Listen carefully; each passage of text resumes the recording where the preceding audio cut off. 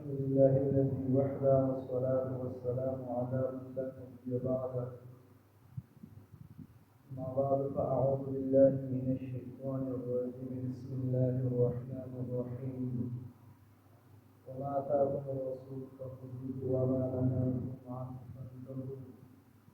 صدق الله العظيم. النبي عليه السلام وسيرت بحوالي السلام في زمن وړاندې درسونه او سلسلې په اعتبار سره د تسلسل په اعتبار سره چې د عبدالمطلب صاحب کله هغه د زمزم کوی کلسته او په هغې کې ورسره صرف د زوی حارث موجود و نور ورسره څوک نه او د هغې خلقو عبود او حسن ولیده چې هغې ورسره اول په کښتلو کې امداد هم نه کوه او بیا د هغې نه بعد په هغې کې روانې او په هغې کې نور دا شانتې کارونه یې کول چې جاهل چې ګویا ډېرې هم د دې کار نه هغه وروستو شي.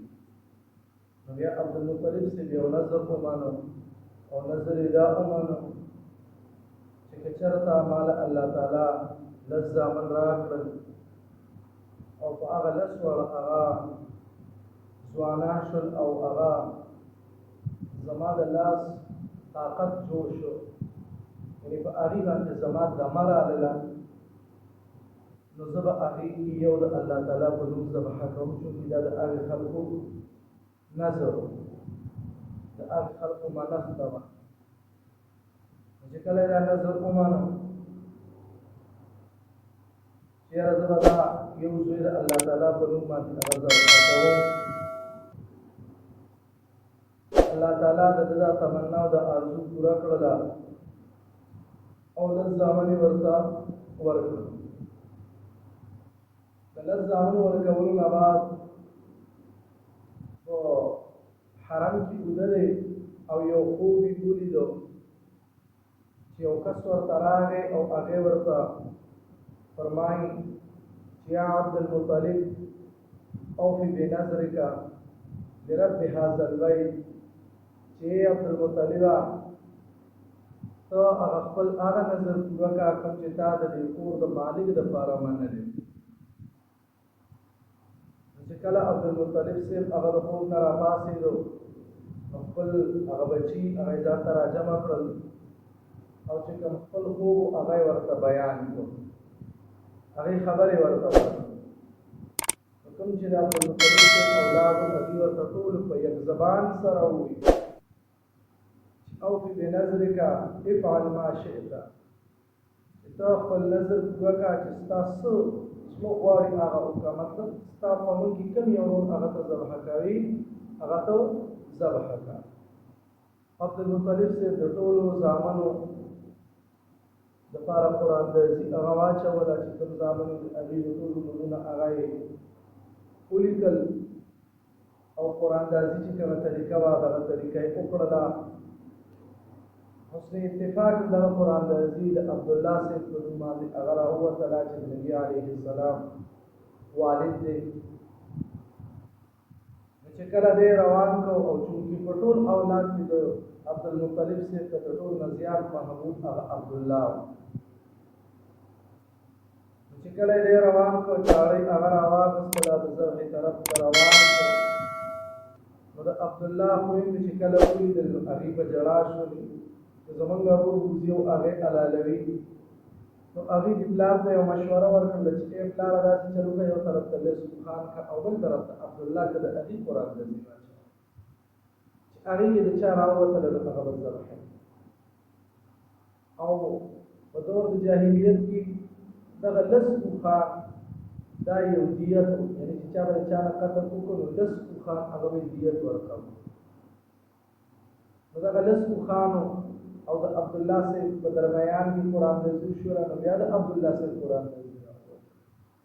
بیا یې د عبدالله صاحب خویندو بیا دغه تمنا او آرزو وکړله چې شل اوښان که او د عبدالله یو طرف ته عبدالله صاحب،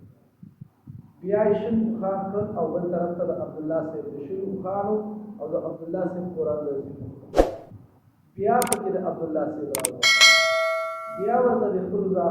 خپلو نور مرتبې چې نه پلاره لس مې نور سي به که دېرش بیا په دېرشو کې قرآن نازل شوله بیا د عبدالله صاحب راووتله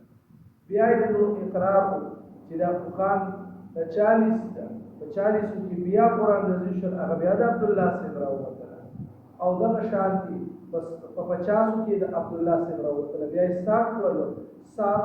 په سات په ورسره دس د سیوا کول او معارف تر 90 پورې دغه شانتي دس د سیوا کېدلو چې په دې نه کارته کې په دې نه ځله کې دغه د قرآن نازل د نوم د عبدالله صاحب راووتو چې کله سل بخار شول د سل بخار نه بعد بیا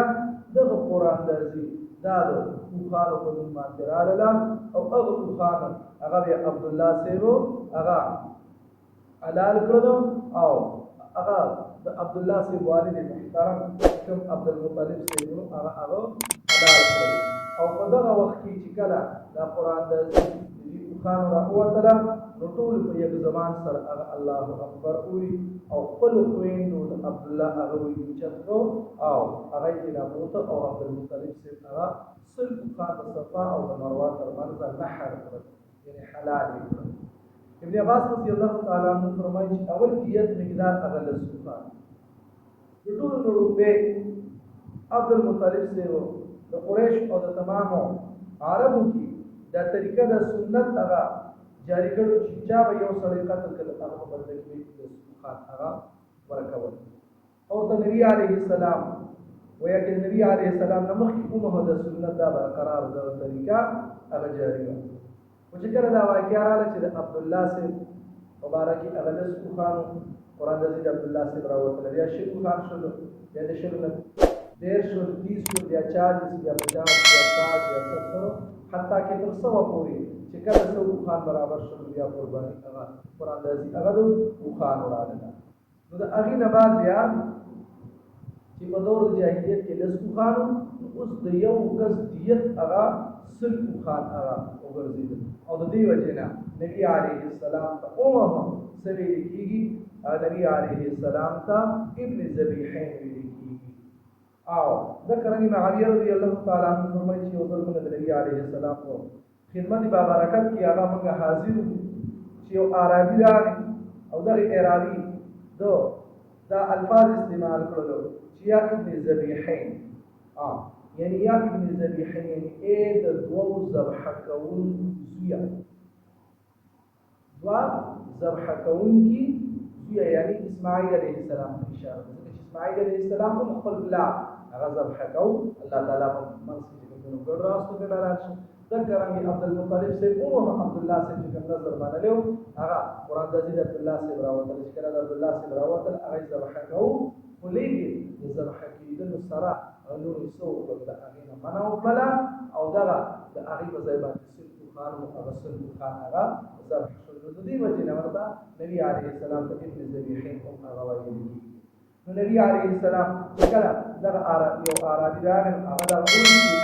یا ابن ذبیحین یعنی ابن ذبیحین څه نبی عليه السلام مسکیش حضرت معاویه رضی الله تعالی عنہ حدیث روایت نه چې فارغ شو د حاضرینو کې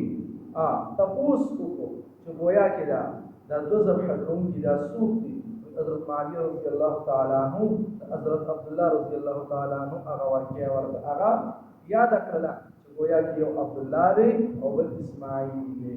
اسماعیل علیه السلام او عبدالله چې گویا کې دا دواړه څوک د خپلو پلارانو هغه ذبح کول اسماعیل علیه السلام په ځای باندې الله تعالی ګډ راوستو او د عبدالله صاحب په ځای باندې الله تعالی د سلو خانو هغه قرآن درځي هغه راوستله الله دې موږ او تاسو ته د نبی علیه السلام په سیرت باندې په ژوندۍ زندګۍ کې د ټولو عمل کولو واخر دعوانا الحمد لله